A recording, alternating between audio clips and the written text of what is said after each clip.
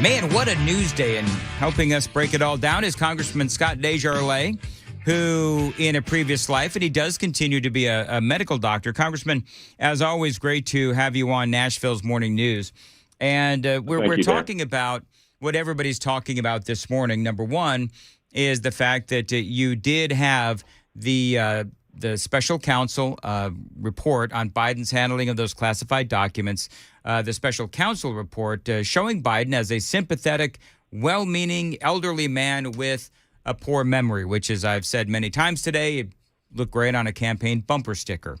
So you saw the train wreck of a press conference last night, and so I've just got to ask, and I know you and I have spoken about this before, but I mean, I've dealt with people with Alzheimer's, loved ones. Many people have.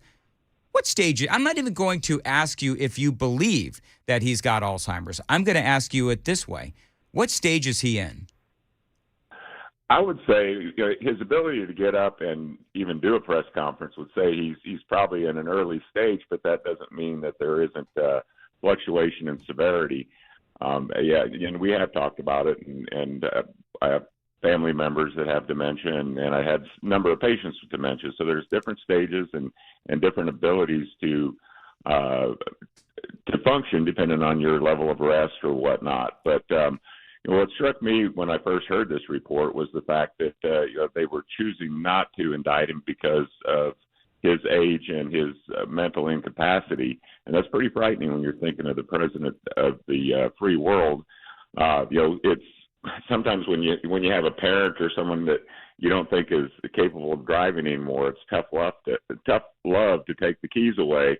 But for the safety of themselves and others, you have to make these decisions. In this case, he has the keys to the launch code, so it's pretty serious. But in medicine, we'll take a couple of simple exams. There's the mini mental state exam, or more commonly, the Montreal Cognitive Assessment exam.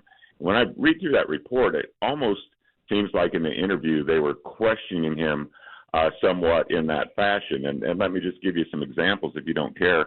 What they look at first is, your appearance, your age, your level of comfort, your grooming, your posture, your eye contact. They look at your attitude. Are you friendly? Are you hostile? Are you cooperative? Are you ambivalent? Your orientation. Do you know what day it is, what time it is, how old you are, where you work? They look at psychomotor activity. Are you calm? Are you agitated? What are your body movements like? Do you have a flat affect? And here's a couple that really kind of caught my attention. You look at their attention span. What's your ability to complete a thought? What's your ability to think and solve a problem? Are you easily distracted? They look at recent and past memories. Here's where I think they ask specific questions. They ask about people, places, and events. In this case, they asked about Hunter Biden when he was vice president. Can you express your thoughts and your ideas clearly? And so as I was reading through that report, it's like they were giving him a test, and he was failing miserably. And, I think the White House really had no choice but to put him out there last night. You can't let something like this fester overnight, because my first thought went right to the 25th Amendment. Yep. And is this guy mentally fit? And so, they put him out there, and he certainly seemed hostile to the reporters. If you ask them, they would probably say that.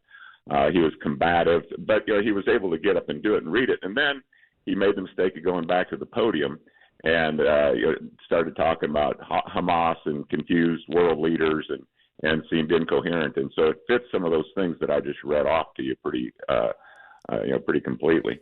Let me ask you, Congressman Scott DesJarlais joining us, and they called him again a sympathetic, well-meaning elderly man with a poor memory. This was a theme throughout the more than 300-page report.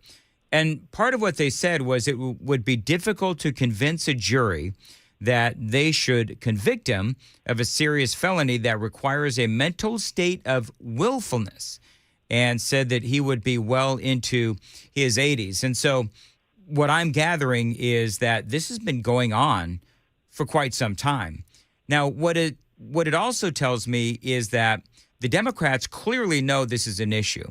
They clearly know that the American people know that there is an issue. I find it appalling and repulsive that Democrats are not in a meeting room right now talking about the options, because just like on the border, They are selling out the American people because the polling shows that the American people sure as hell know what's going on with this guy. Yeah, there's no doubt about that. And I wouldn't be surprised, actually, Dan, if they aren't in a room. And this almost seems like the timing is really bizarre, right? We're getting pretty close to where they have to pick their president.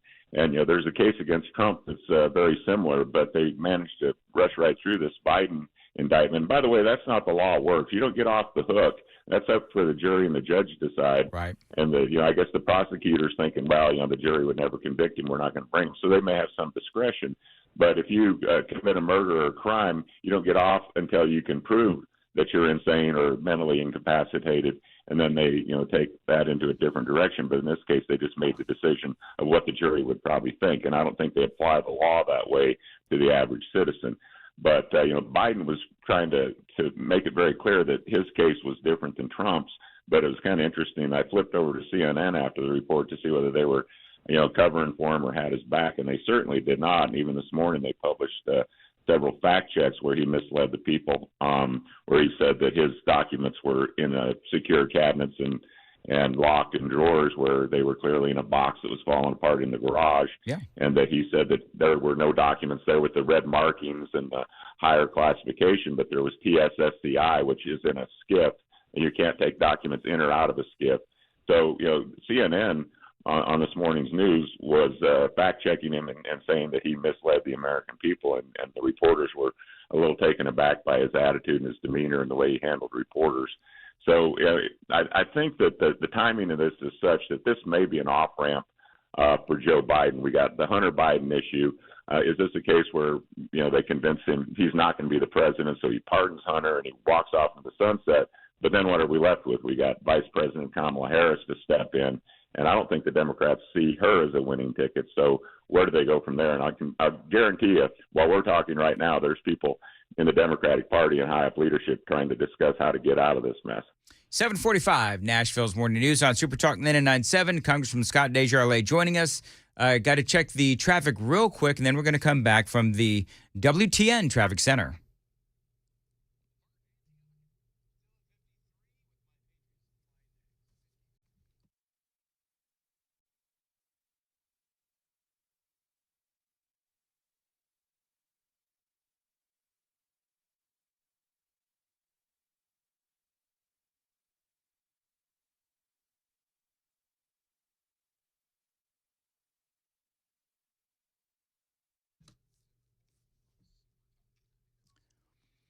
Rain with thunderstorms this afternoon, a high of 63. Rain this weekend, a high on Saturday of 65, a high on Sunday, 60 degrees, and right now 53 degrees at Super Talk 99.7 WTN. Welcome on into Nashville's Morning News. Dan Mandis here with Congressman Scott DesJarlais. You just touched on something that I mentioned earlier, and people told me that I was tinfoil hatting. Okay, fine. But you mentioned that the timing is interesting. I find it interesting that the special counsel, Robert Hur, that he mentioned this throughout this document, really bringing the point home that Joe Biden is a sympathetic, well-meaning, which, by the way, I could argue those two things all day long, but I'm not going to. Sympathetic, well-meaning, elderly man with a poor memory, right as we're, heading into the national election, the general election. Could this be a move? Because I think there is a move within some circles, the darker corners of Washington, D.C., to try to scuttle Joe Biden along. You think this might be part of that, or is this just a coinkydink, but one that really is helpful to the Democrats? Convenient, I guess, would be the way to describe it. Well, if you remember the timing in the last primary where Biden finally stepped up, it was South Carolina, and we're just about there. He was not even really on the radar in Iowa and New Hampshire, and then Clyburn from South Carolina. They strike some kind of deal. They pick his vice president. They pick his agenda. It's going to be climate change, Green New Deal, et cetera. You're messing with education, cutting energy. And they handed him a platform and said, we'll make you president if you do these things. Then they put him in his basement, locked him away, and let COVID do the rest. Well, here we are coming up on South Carolina. And, yes, I definitely think something's afoot here. And there's people out there that throw out Michelle Obama. I think Karl Rove says there's 0% chance of that happening. But who comes in to the rescue? It's probably not Gavin Newsom. For a long time, I thought he might be an alternative. I think he would be terrible, but he's the perfect Democrat. But imagine a Michelle Obama, Barack Obama ticket. Barack Obama can't run for president, but he can be vice president. He just can't be elected president again. Right. Yeah, I mean, it would be a formidable, attractive ticket. And they could do it basically in a way that said, listen, just look at the history of this guy. His posture is weak. His eye contact is weak. He can't complete a complete sentence. He can't even hardly read a teleprompter. And as soon as he goes off, he's in trouble.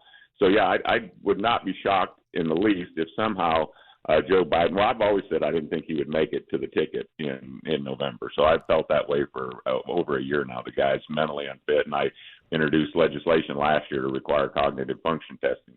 Nikki Haley was doing similar things, and people kind of stopped at that, but it's really quite important. So, no, I don't think there's any doubt that there's probably going to be a shakeup in the Democratic Party, and I think we're going to see it sooner than later. All right. So when you say we'll see it sooner than later, how soon? Like, what do you think? Well, I would think they have to make a move before Super Tuesday. So, I mean, that's less than a month away. And, I could be wrong, but they might try to ride this horse a little longer. But they're going to get into a time crunch here. And I think, if they do determine that he is incapable of serving, then their fallback is Kamala Harris. Yeah. They can't just reinstall a new person. So they're going to have a primary, and that's why I think they've got to act quickly if they're going to have a candidate on the Democratic side that can win. They have to, because, and there's last thing I'll say about this, but I feel like it is a betrayal of the American people to have a president up there knowing the difficulties that he's having.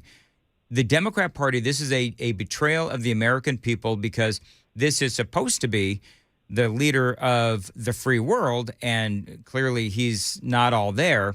And Kamala Harris, you're right, she's not the person for the job. I think Gavin Newsom cannot or will have a hard time defending his record. As I've said many times, Michelle Obama does not have a record to run on. And so she's like a blank slate. She's free and clear. And Barack would be right there. And I understand that everybody says that she hated Washington, D.C. Well, she's still there. She is still there. And she's got, I'm assuming, a very healthy ego. And nothing more would feed her ego than the Democrat Party saying, please save us. And I don't know if that's going to happen or not, but you know what? Stranger things have happened. So, Congressman Scott DesJarlais, we got like a minute left. Anything else I'm missing? Anything else you want to talk about? Well, one thing that's interesting that I was talking with my team about last night. Where'd he go? Congressman? Doing, hey, yes. Rewind like 20 seconds. I think the CIA and the FBI are listening, and they cut out your phone. So go ahead and repeat what you were saying. Okay, well, I was just saying in 2017, Jamie Raskin and 20-plus co-sponsors were trying to invoke the Section 4 of the 25th Amendment and going after Donald Trump for his bizarre tweets. And Trump's behavior and how what his personality is a whole different ballgame than somebody that can't complete a thought or a sentence. So Trump has some personality quirks, but this is a different ballgame. And so it'll be interesting to see, being the Dems were so into removing Trump in 2017, whether they'll get on board with jettisoning their current president. Yeah, and you've got the two tiers of justice, the two standards, right? You've got the Biden standard, where he's going to walk away free and clear of these the classified document scandal. Who knows what's going to happen with Donald Trump? Although I do understand and acknowledge that there are some obstruction of justice issues as well, but we'll save that for another day. Congressman Scott DesJarlais, as always,